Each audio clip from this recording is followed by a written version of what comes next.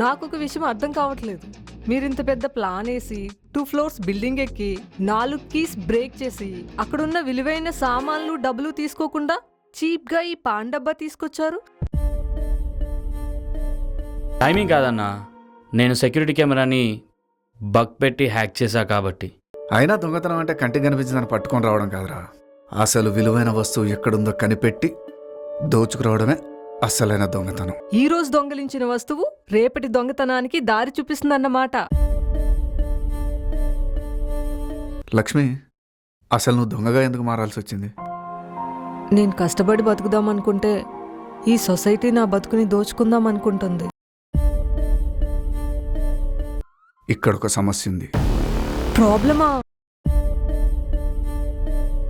100 కోట్లు వస్తున్నాయంటే దీని అమ్మ ఏ సమస్య వచ్చినా ఏం కాదు బా. అసలు సమస్య 100 కోట్లు.